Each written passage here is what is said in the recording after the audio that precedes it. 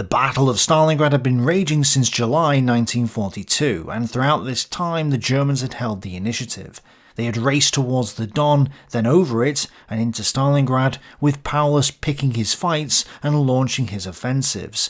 It was down to Chuikov and the Soviets to react to the German attacks, which they had done at the cost of horrendous casualties. But it was now November, and Paulus's 6th Army had been reduced to fighting for entire days just for individual houses inside the ruined city, indicated here. Now though, we're going to focus on this entire region once more, as the Soviets prepared their great counter-offensive of 1942, Operation Uranus. The idea was to smash through the Romanian lines on the flanks of the 6th Army, then race for Kalach and encircle the Germans in a giant pocket at Stalingrad. For the first time, the Soviets would hold the initiative in this campaign. Paulus would no longer be picking his battles, and the Soviets would be forcing him to react for a change. 3 Soviet fronts would take part in Operation Uranus: Vatutin's Southwestern Front, Rokossovsky's Don Front, and Yeremenko's Stalingrad Front. The strongest of these was Vatutin's Southwestern Front, which would attack from hard-won bridgeheads south of the Don River. Vatutin had the 5th Tank Army and the 21st Army ready to go, supported by the 17th Air Army and parts of the 2nd Air Army. The 1st Guards Army was also in reserve.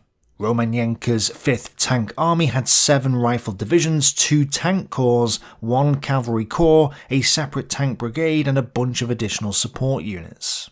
The main ones we need to take note of now are Butkov's 1st Tank Corps, Rodin's 26th Tank Corps, and Borisov's 8th Cavalry Corps.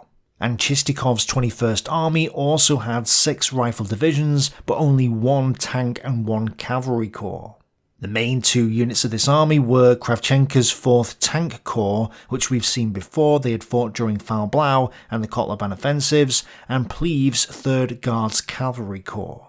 Finally, there was Lidyshenko's 1st Guards Army, sat in reserve for now. The reason it was in reserve was because the Stavka hoped to use it for its future offensive plan, Operation Saturn. You see, there was a constellation of offensives planned in the winter of 1942.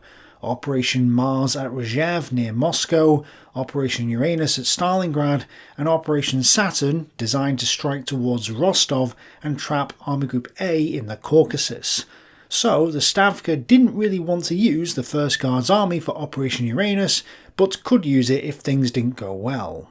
Thus, Vatutin's front had a total ration strength of 389,902 men, with a combat strength of 331,984 men. They were supported by 8,655 guns and mortars, 721 tanks, and 359 combat aircraft, 311 of which were operational. It's no wonder the Stavka was confident that the Southwestern Front's forces were sufficient to strike and decisively defeat the 6 weak divisions of Romanian 3rd Army opposite it. And they should have been. Dumitrescu's Romanian 3rd Army had a ration strength of 155,492 men and a combat strength of around 100,000 men. Yeah, they were outnumbered by roughly 3 to 1.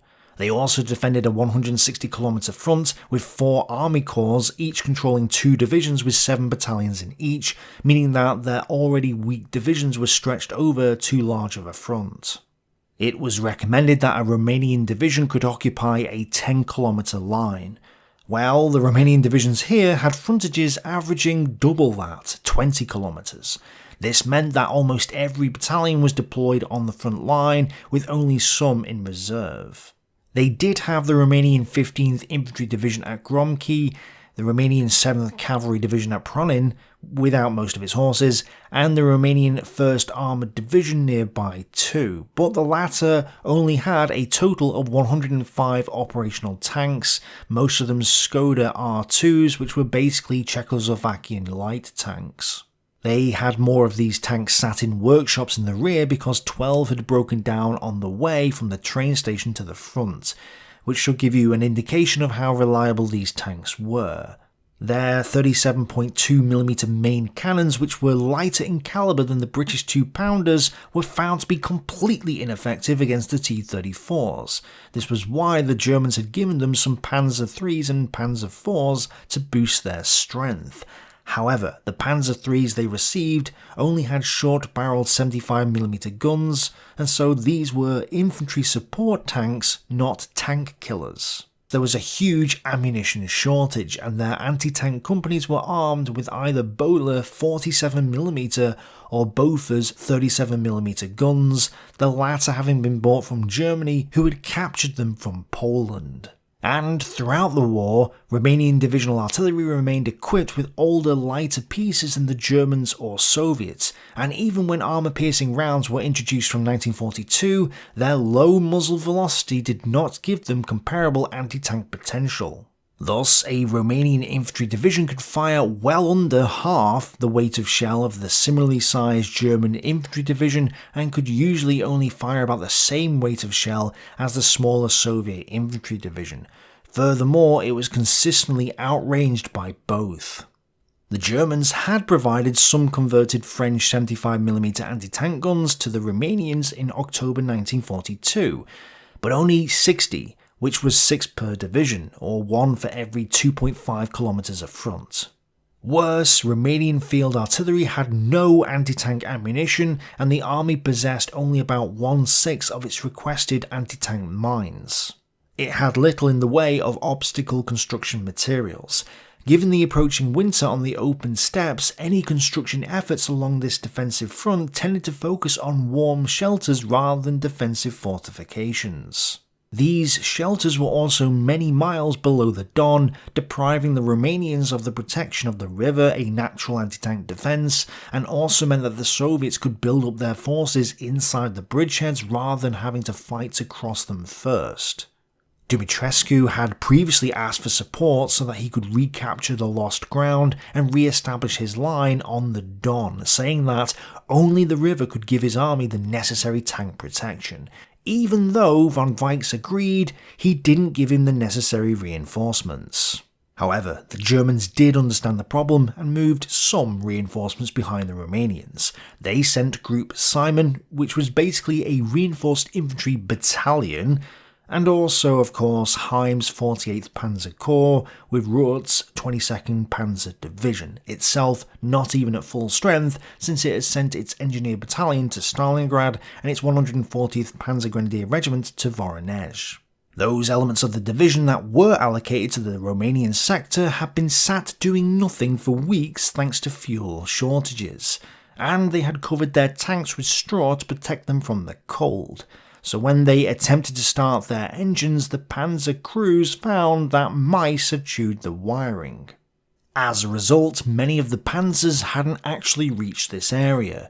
Just 42 of the 104 they were supposed to have had arrived, with only 30 being operational on the eve of Operation Uranus. Where are the tanks that were eaten up by mice back then? They were up there with the 22nd Panzer Division. Some sources suggest that the 22nd Panzer Division was armed with Czechoslovakian tanks, and while it did originally field Panzer 38T Czech tanks earlier in the war, it's likely that all of these had been lost by November 1942. It appears that the only reason historians are saying that it had Czech tanks is because General Heim said after the war that the division still had 5 Panzer 38Ts in operation on the 19th of November. They're taking Heim at his word though, because the other primary sources don't say that they had Czech tanks, although that doesn't mean that they didn't have Czech tanks, because the Germans may have neglected to report their existence, which they did in other cases. Either way, 22nd Panzer Division wasn't really a division, it was just a reinforced regiment-sized Kampfgruppe when Operation Uranus began, and wasn't prepared for the nightmare it was about to face. Yes, the 14th Panzer Division's panzer elements were on their way, but even they only had 55 panzers in total, of which just 40 were operational. So basically the Romanians were practically on their own. To the south of Stalingrad, Yeremenko's Stalingrad front had gathered forces to strike for Kalach.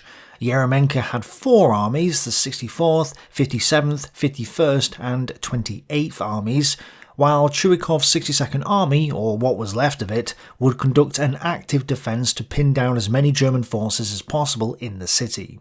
Shumilov's 64th Army was weak, having been fighting to retain its bridgehead at Bikitovka, and even though Shumilov had recently received reinforcements, his army could hardly be expected to play a large role in the upcoming offensive. It would, however, strike with its left flank with 3 divisions supported by 2 tank brigades against 1 Romanian division and part of a German division. Tolbukin's 57th Army and Trofanov's 51st Army, however, were the strongest of Yeremenko's armies with over 200 tanks each, so they were chosen to be the main driving force of the southern pincer. Tolbukin's 57th Army had Tanishchin's 13th Tank Corps, a veteran formation of the Stalingrad campaign, and Trofanov's 51st Army had Volsky's 4th Mechanized Corps, which had roughly 20,000 men and 200 tanks prior to Uranus, and Shapkin's 4th Cavalry Corps, which would also be important, even though it only had 2 divisions at this time. Further south, Gerasimenko's 28th Army, with 2 rifle divisions, 3 rifle brigades, 1 tank brigade, an extra tank battalion, an armoured train battalion, and a bunch of extra units, only faced the German 16th Motorised Division, which was defending a large region east of Elista. While not stated in the books, I suspect that logistics played a major role in this area for both sides, since neither of them placed many units south of Stalingrad. You'd think the Soviets would strike hard into the unprotected flank where just 1 German division was stationed, and yet the 28th Army wasn't given many units.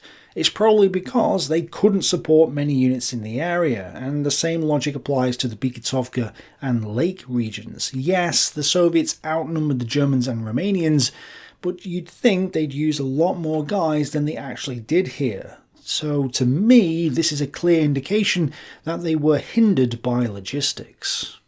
Anyway, Yeremenko had a total force of 367,943 men, of which 258,317 men were frontline soldiers, supported by 6,739 guns and mortars, 575 tanks, and 782 combat aircraft, 637 of which were operational.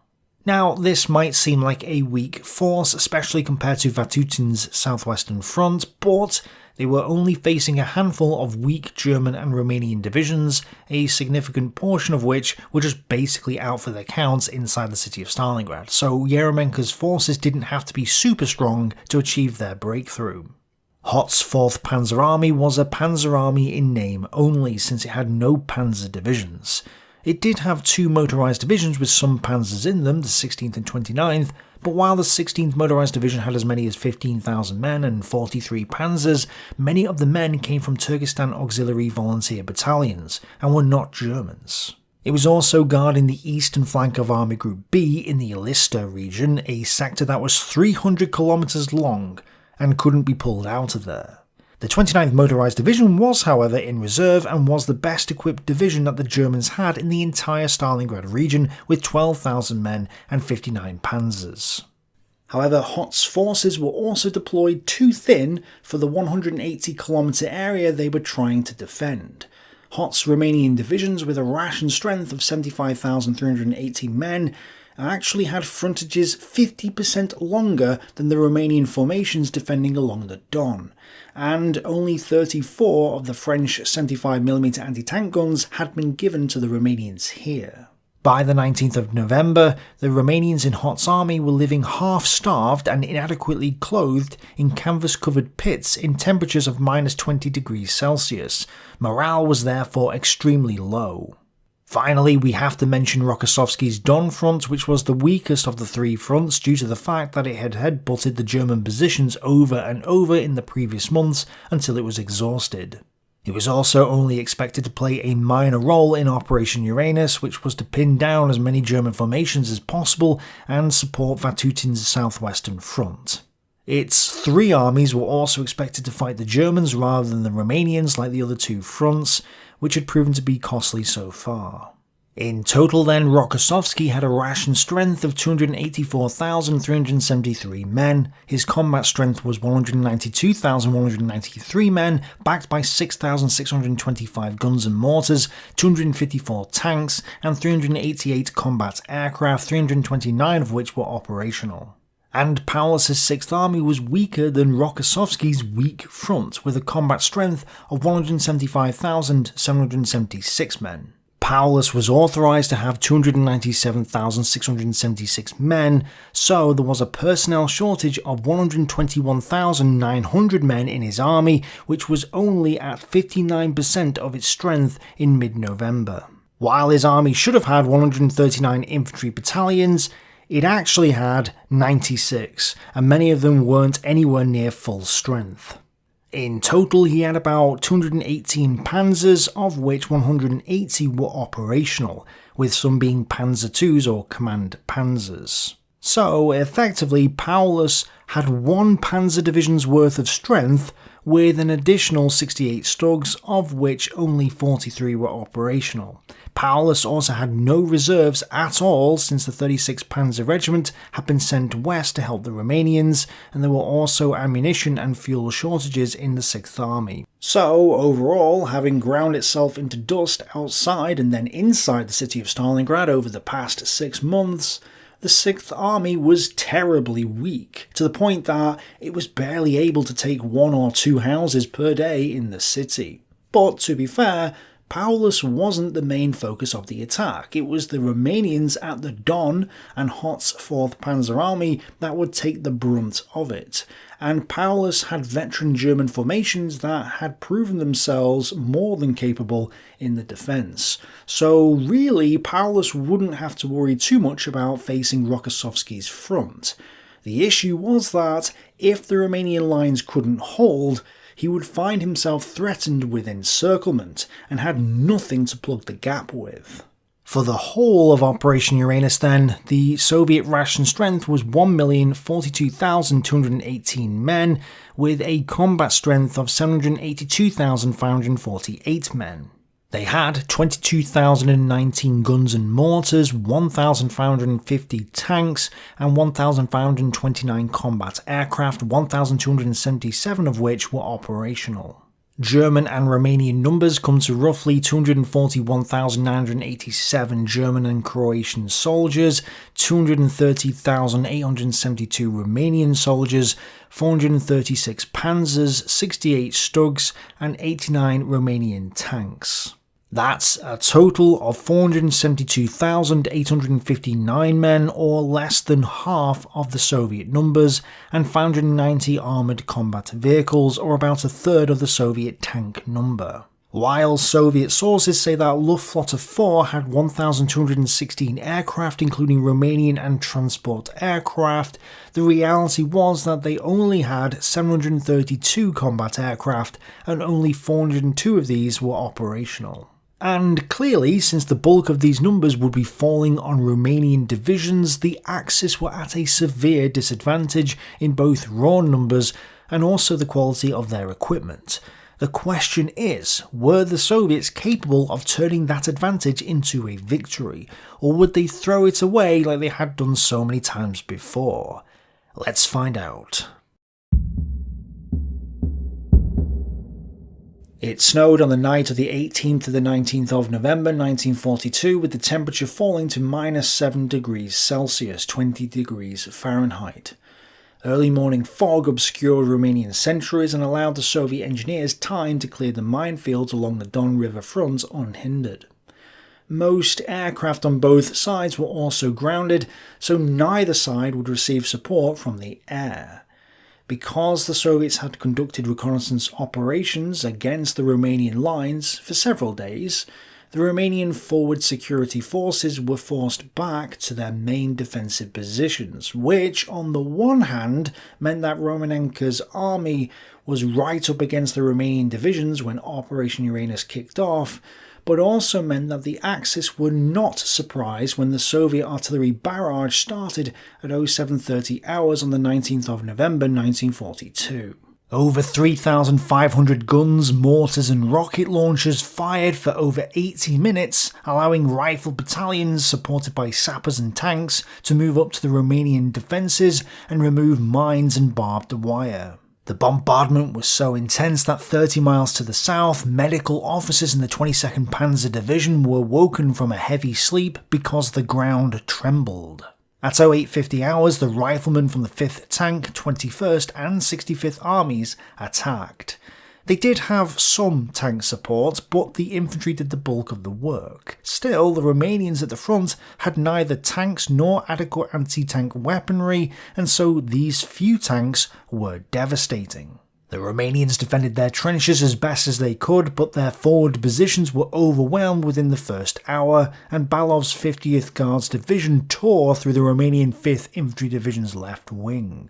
The Romanian 14th Infantry Division was also overwhelmed and forced back by the 119th Rifle and the 47th Guards Rifle Divisions, the latter backed by the 8th Guards Tank Brigade and the 511th Tank Battalion. A promising start, but not everything went to plan. Griznov's 14th Guards Rifle Division didn't have any tanks and barely went anywhere. The Romanian 9th Infantry Division responded with artillery, mortar and machine gun fire from a nearby hill, all of which had seemingly withstood the artillery bombardment. In 21st Army sector, Isakov's 96th Rifle Division was stopped dead in its tracks by the Romanian 6th Infantry Division, with the Soviets beaten back to their jumping off positions by a Romanian counterattack.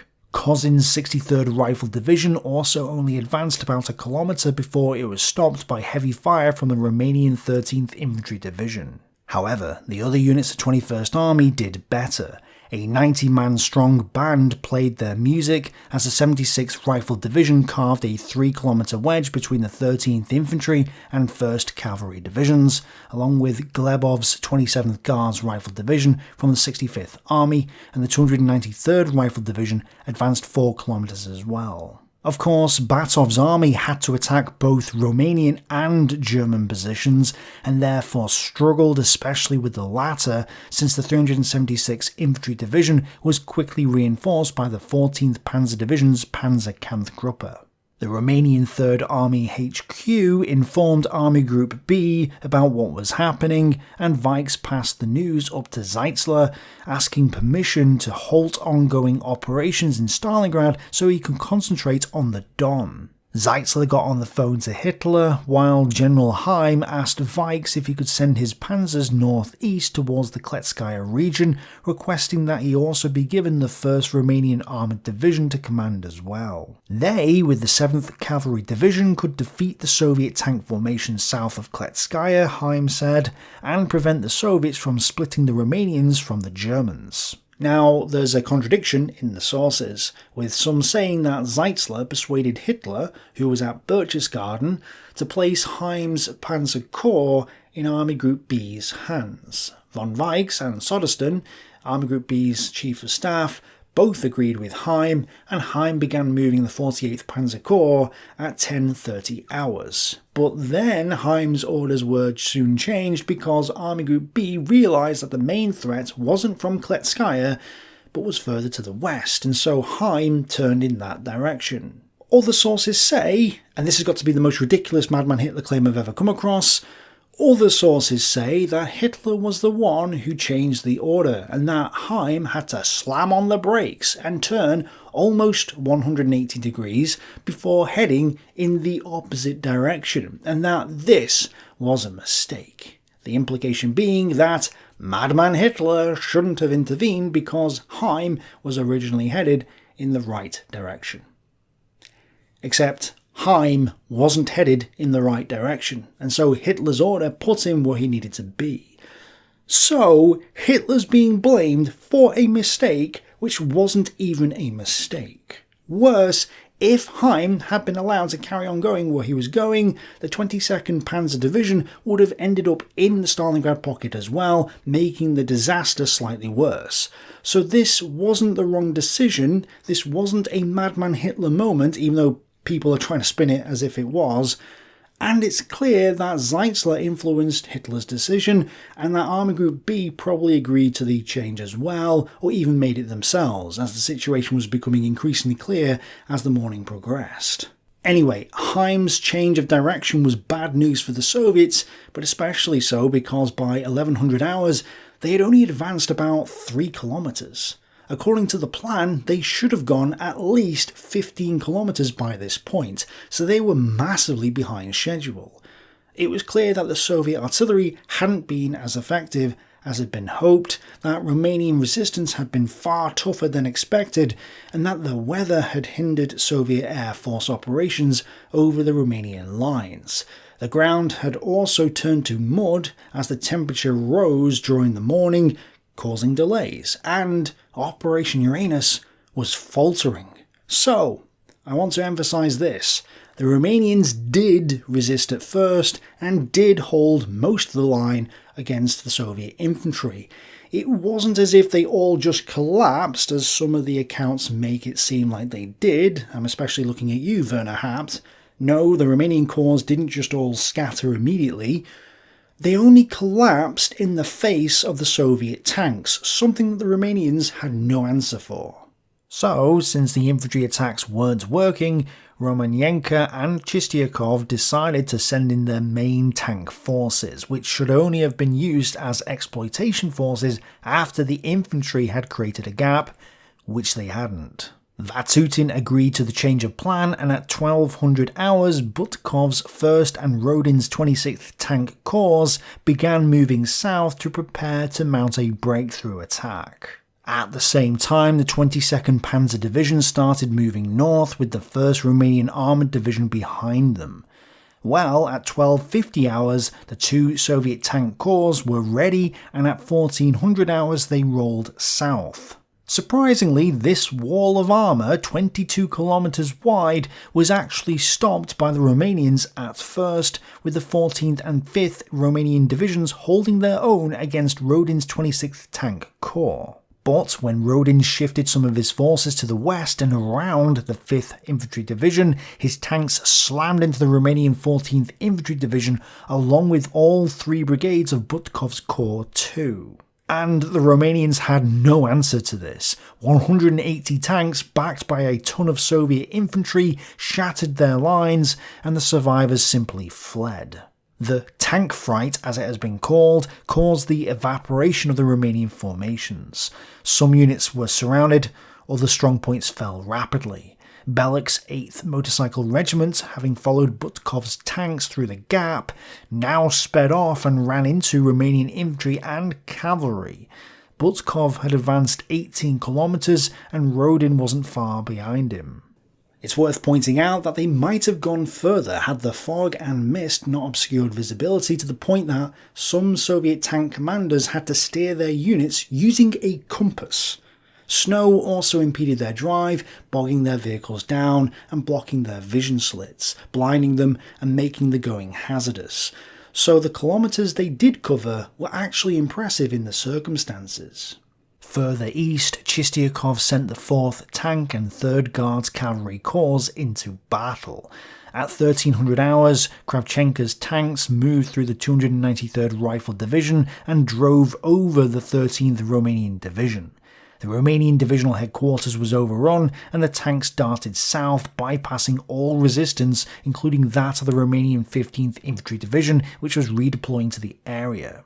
They began to seize crossings over the Kirtlac River by about 1600 hours. One battalion on the right wing tried to move further west, but ran into resistance from the Romanian 15th Infantry Division and lost 8 out of its 15 tanks, proving that the Romanians were putting up a fight. Nonetheless, the left wing pushed south of the Kirtlac River and continued the advance overnight. One Romanian 75mm field artillery battery had the unnerving experience of watching its supposedly armoured piercing shells bounce off one Soviet tank at only 5 meters range. Meanwhile, the 1st Romanian Armoured Division, which had been heading towards Kletskaya, reacted to events. It turned and headed towards the 14th Infantry Division's crumbling lines. The Romanian 7th Cavalry Division was also counterattacking towards Blinovsky, and the 47th Guards Rifle Division did its best to halt it. Borisov's 8th Cavalry Corps was also galloping up, and Chelenka's 55th Cavalry Division supported the 47th Guards Rifle Division in this fight. Then, at 1600 hours, the Reconnaissance Battalion and some anti-tank guns of Colonel Rourt's 22nd Panzer Division encountered a strong force of Soviet tanks, and a battle began. The problem, of course, was that Kravchenko's force was now split into two, with its left column lagging behind by 20 kilometers. So, while the Romanian lines had been smashed, the Axis forces had reacted, and it was looking like the attack could be defeated by the tank and cavalry reinforcements sent to the area. And Rodin had not kept up with Batov's tanks thanks to significant resistance from the 14th and 5th Romanian divisions. Thus, the Soviets in this area were off balance. Of course, the Axis were in a lot of trouble. Rourt was unable to coordinate his actions with the Romanian 1st Armoured Division because the 26th Tank Corps had struck the Romanian Armoured Division's headquarters, destroying the liaison officer's radio in the process. As the two sides ran into each other, Heim received the order from Army Group B that he was to fight a delaying action before withdrawing south. It seems that the Germans knew that they couldn't hold on with such a meagre force. So how would Army Group B react to what was happening? Would Paulus send more troops, or did he not react at all? Let's find out. At 1700 hours, Colonel Adams supposedly suggested to Paulus that they withdraw the 6th Army to the southwest, but Paulus refused, knowing that it would go against the Führer's wishes. To me though, this account rings hollow, as do other accounts that say Paulus didn't react to the day's events. Yes, he did, he sent units west, but also, isn't withdrawing the entire army a little bit of an overreaction at this stage? Would a full withdrawal of all these units be appropriate just because of a crisis on their flank? Imagine if they did withdraw and then the gaps were plugged. They would have abandoned everything they had gained over the past few months for basically nothing. On the first day, there was no major threat to the 6th Army, and this is why I don't believe some of these German accounts. Adam here seems to be speaking with the benefit of hindsight because at the time there's no way they would decide to abandon Stalingrad. Maybe a little later, but not now. And we actually have evidence supporting this conclusion. Anthony Beaver is one of the historians with the opinion that Paulus was wronged for not reacting, yet then provides the evidence that the German commanders didn't know what the Soviet plan was. So how are they meant to react if they don't know what the Soviets are up to? In the afternoon of this first day, Richthofen wrote in his diary that the Soviets were just heading to the railway lines to cut off 6th Army's supplies. Anthony Beaver states he wasn't the only one with this view, but there's no mention of encirclement, and Colonel Adam himself also says, as yet we did not know enough about the enemy's intentions and direction of attack. Yet he was perfectly willing to abandon Stalingrad at this juncture.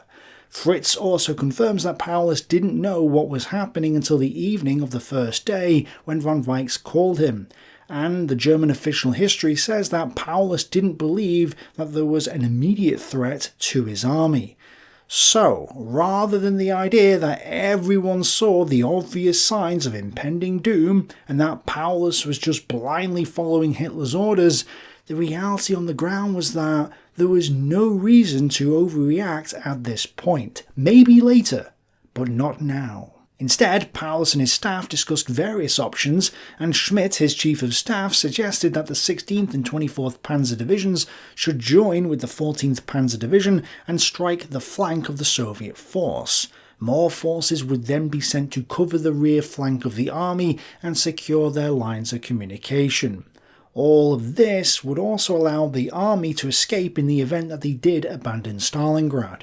So, with this being a much more reasonable idea compared to what Colonel Adams supposedly suggested, if he suggested it at all, Paulus approved of this plan. It was only at 21:30 hours, when von Weichs explained the situation to the 6th Army, that the 6th Army really grasped what was going on. Weichs ordered Paulus to stop his attacks in Stalingrad and send his panzer divisions west, along with another infantry division and other anti-tank forces.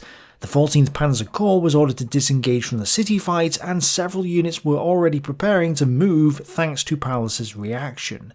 Schwerin's 79th Infantry Division's assaults against the Red October factory were cancelled at 22:45 hours, and the division started moving forces west. In addition, the 354th Grenadier Regiment from the 403rd Security Division was ordered to move north from the Morozovsky region to the rail line along the Shur River.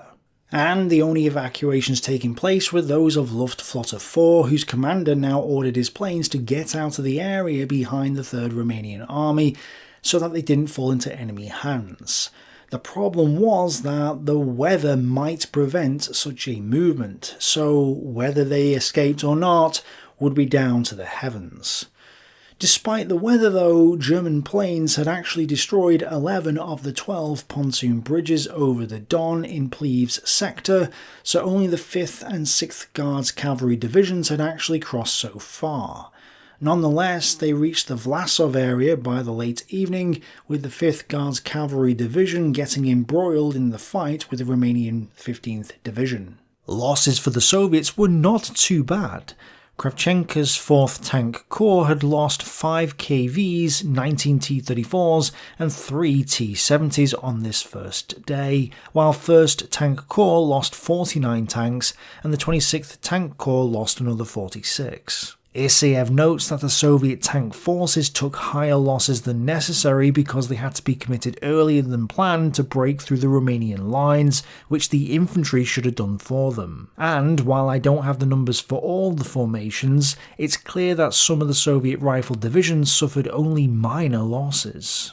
Of course, Romanian losses were significant, although there's no hard numbers for the first day. Still, the collapse of Romanian forces has caused some authors to conclude that the Romanians were all cowards.